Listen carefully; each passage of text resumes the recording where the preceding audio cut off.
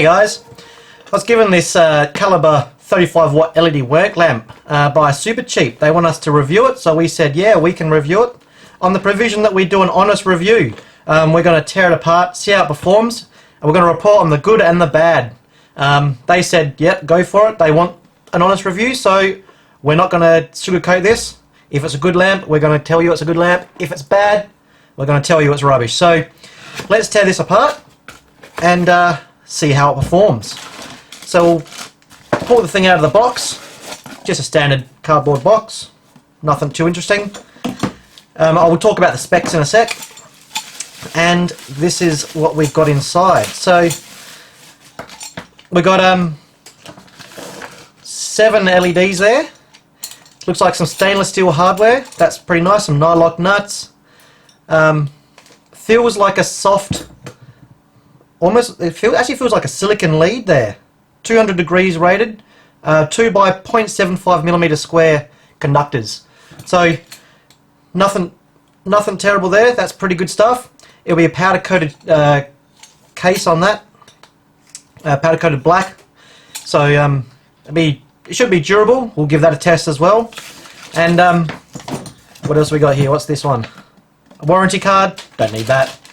And in our bag we've got some more nuts and bolts to bolt it to whatever you're gonna fix this thing to. So you've got a rubber pad that's gonna stop this thing from scratching when you bolt it down to your, to your chassis or to your front bar or whatever. That's a nice little touch. And some stainless steel screws. Once again, nylock, stop it from vibrating loose. So on the box, we've got the specs here. We've got 7 high power 5 watt LEDs, you can count them there, for a total of 35 watts. It's a multi-voltage from 10 to 30 volts, so we'll test that out. The current draw, 2.22 amps at 12 volts and 1.18 amps at 24 volts. That's another test we'll do. It's a flood pattern, so it's not a beam, it's more of a wide dispersion. Good for lighting up a work area or something, hence the term work lamp rather than spotlight.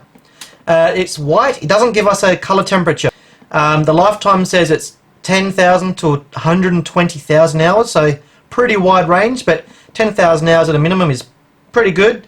I'm not going to sit here and leave it turned on for that long, so I'll take them at their word. Intensity. Oh, here we go. We've got intensity. Hasn't got colour temperature. We got at 35 watts. It's 2,500 lumens. So we'll do some measurements of that. And the working temperature is -45 to 85 degrees. So that's a pretty wide range anyway. So let's have a bit of a closer look at this. So it's a cast. It feels like a cast aluminium housing with the plastic. That'll be a polycarbonate or a Lexan or something like that cover. And it's probably been glued in. I can't see any external screws. We've just got like a gland there. That's where the cable comes through. They're generally IP65 rated, so that's a nice addition there to stop the water getting in. That technically means that this is probably fully immersible. Actually, I wonder if there is an IP rating on this box. It doesn't actually say anything about the IP. That could be something they could add. Yeah, there's no IP ratings, but it would be nice to have that rating on there, maybe in a future revision. Alright, so first we'll test the voltage and current. So I'll turn that on. We got voltage here and current here, 11.69 volts and 2.5 amps. I've got it just face down so it doesn't blow out the camera with the bright light, because it is very bright. So according to our specs here, 2.22 amp at 12 volt. So we're a little bit below 12 volts, so we're going to have a higher current. Alright, so we're getting 24 volts coming in and basically 1.2 amps being drawn by the light. So you can see the light's working alright there. It's only mildly warm, it's all looking pretty good. And the specs, they are 24 volts, 1.18 amps. So we're spot on, it's good enough. The specs are good on this box, so I'm going to give that one a thumbs up. Now, I want to measure the colour temperature, see what that is. That's a calibrated neutral grey, so I'll put that under the camera and I can do the white balance calibration in the camera, and that will tell me exactly what the colour temperature is. Alright, so I've got the white balance card here, just sloping down towards the light, which is just off the screen there. And this is what it looks like when it's been calibrated. So this is 7,000 Kelvin, according to the camera, which is just above daylight. Daylight is considered about 6,400 to 6,500 Kelvin. So this is a little bit cooler, a little bit bluer than daylight, which is no problem. It's a nice white light. It's nice, seemed nice and clear. So 7,000 Kelvin, nice and white. Oh, I'll give it another thumbs up, I reckon. Through the powers of Amazon Prime, we got ourselves a light level meter. Might do a tear down this later. It cost me about $15–20 delivered overnight. So anyway, we're going to use this to measure the output of this and compare it to what it says on here. So this here says 2,500 lumens at 35 watts. This measures in lux, or I think candela maybe, but we'll be working in lux. Now lux is a point measurement, so when I measure, it's going to tell me what the intensity is right at that little white dot. That doesn't tell me how much total output, what it says on the box with lumen. We have to do a little bit of a calculation, so we have to measure how far from the light to the sensor. So a good ballpark figure is about 1 meter. Measure 1 meter back and make that your point.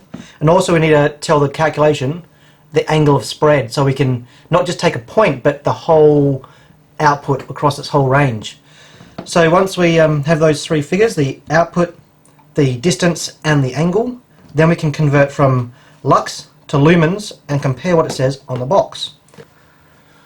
Alright, so our number is 592. It's actually a times 10, so we've got 5,920 lux. That's our output at 1 meter. Alright, so I've done the calculations, went online to just an online calculator, and it's telling me that the output of this is a lot higher than what it says on the box. Now, the angle that you measure, this one here I measured about 58 degrees, and the first one I showed you, it was 62 degrees, so we're about, let's say 60 degrees. That's pretty much what I put into the calculation, and we come up to around about 5,000 lumens, which is a lot more than what the box says. The box says 2,500, so I've got double. But if I put the calculation backwards to work out what angle they use from my reading and all that sort of stuff, so that will come to a 43 degree beam angle. So it's 15 degrees less. So that angle makes a big difference because, you know, as you're increasing the width, the amount of light you need to fill that gap is becoming a lot greater. From my measurements, it's definitely not giving out less light than what they say. It's a very bright light. But anyway, thumbs up, and next test. Alright, so I think the next step we're going to do is we're going to turn it on, put it underwater. Now that's not going to be much of a heavy test because you've got a nice gland at the back here and it's obviously designed to be waterproof. So yeah, so what? But what I'm going to do, just to do a bit of a harder test, is I'm going to turn the thing off and leave it underwater. The reason for that is it's easy to make something waterproof for a short term, but with electronic stuff like this, it warms up, so you get a bit of pressure inside as the air expands.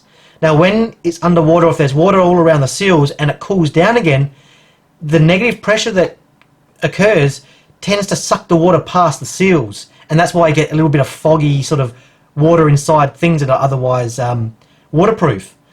Because of that contraction after it's cooling down, sucks the water in, the vapor in. So we'll do that. I'll leave it on in a bucket of water, just sitting in there for a while, and after a few hours we'll turn it off, leave it there again for another few hours, maybe come back tomorrow morning or something, and then we'll see what we can, find if there's any water in there. Okay, got my nice bowl of Tokyo tap water, and we'll dunk that in there, completely submerged.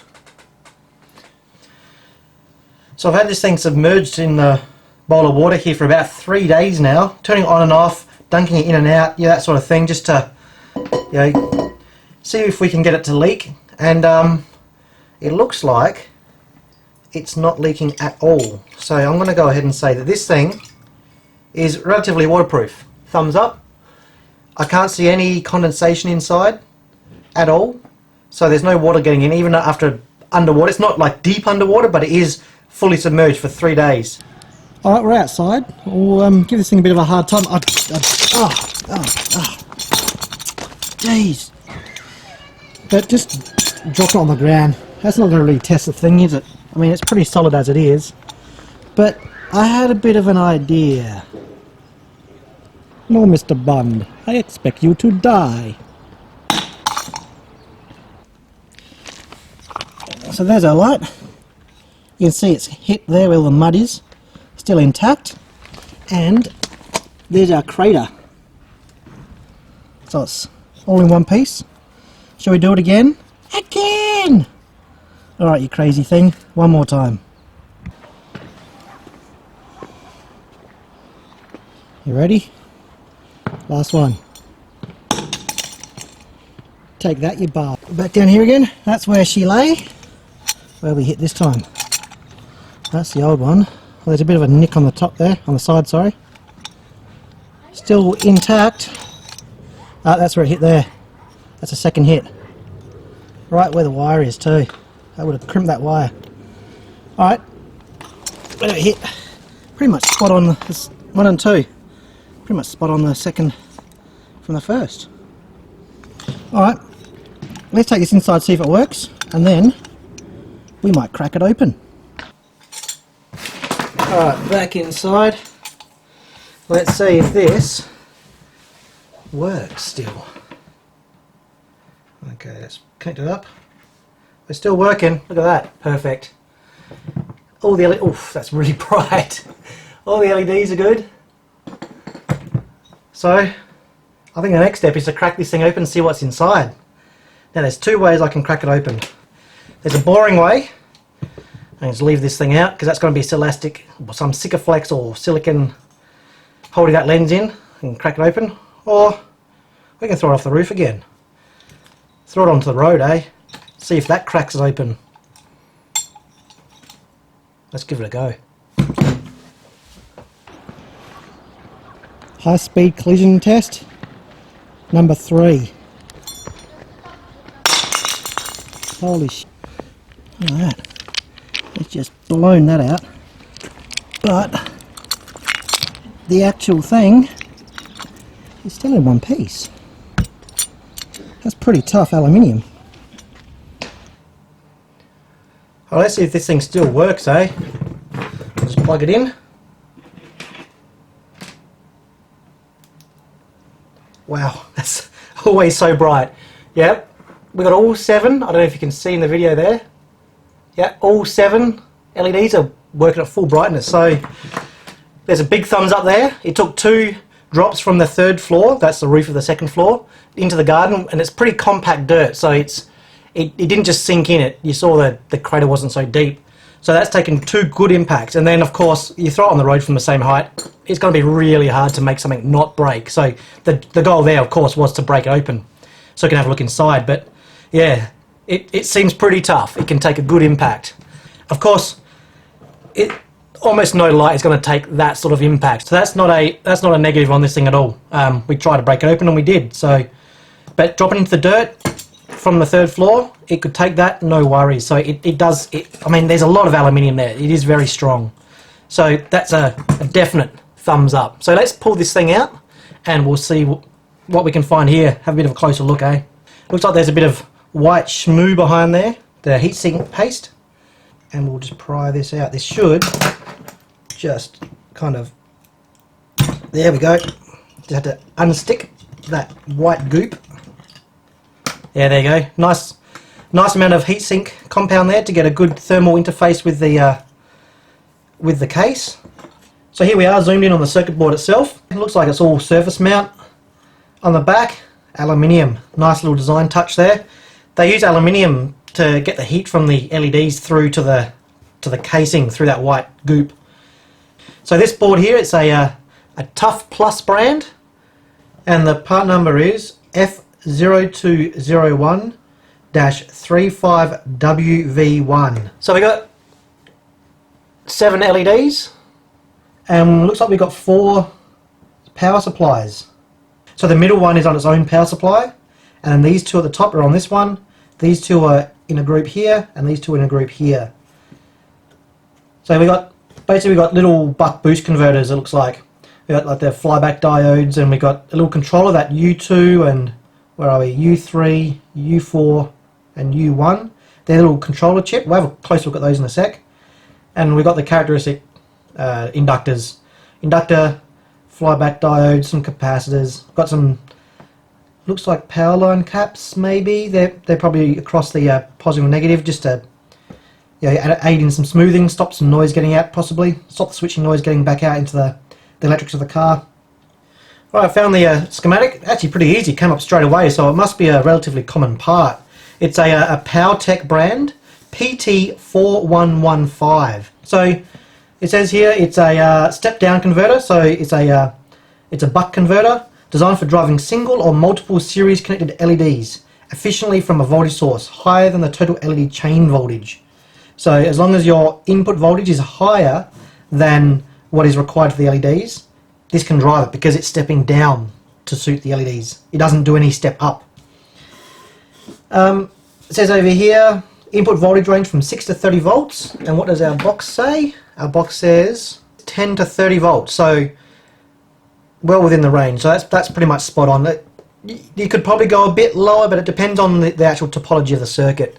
But yeah, 10 to 30 volts. We're definitely not overdriving these chips or anything. So within their safe margins, no worries.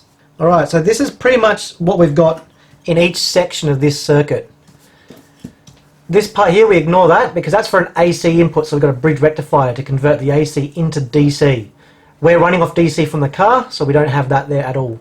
Now this capacitor here is 100 microfarad. That's what these ones here are. We've got two of them, which are actually spread across for the whole lot, it looks like. And we've got a current sense resistor here. That will be one of, what would that be, R3 just here. I'll point it with a bit more pointy thing. That one there, and we got that one there, and that one there, and that one there. And what that does, that's a very low resistance, but it allows our chip to sense how much current is coming through the LED. You can see here, that's where the LED there is, 3 watt. And that lets this control it and not blow the LED by allowing too much current to flow. So that's our feedback. Just here, this little section here is our feedback circuit. We got here CSN, current sense. Then we come through the LED, or 2 LEDs in this case, some of them have got 2 LEDs, and through our inductor, that's those big things here. And this, along with the Schottky diode, this diode here and this inductor, that's what's doing our voltage conversion. So this is doing the main control, it's pulsing all of this, and it's using the inductor and the diode to drop the voltage down. And then we're coming out to the ground. So the Caliber 35 watt LED work lamp from Supercheap. What do I reckon? Well, with a 2-year warranty, it's 2,500 lumens. We measured that and it's at least that, maybe more. We've got a nice thick aluminium heatsink. It's a good layout. The chips are running within their rated specifications. It's all looking pretty good there. Nothing dodgy or no bodge fixes or anything on that board. We've got a nice thick cast aluminium heatsink / enclosure. Polycarbonate. It looks like polycarbonate to me the way it's shuttered. Lens. Dropping it into the dirt from the 3rd floor, not a problem. I mean, we dropped on the road and definitely it's going to crack open, but we were trying to do that, so I'm not gonna give it any thumbs down for cracking open at that point.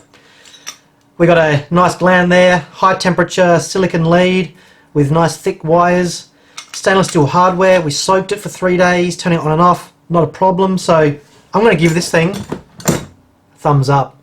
You're looking for a good work lamp? This one's a decent contender. Check it out. We'll see you next time.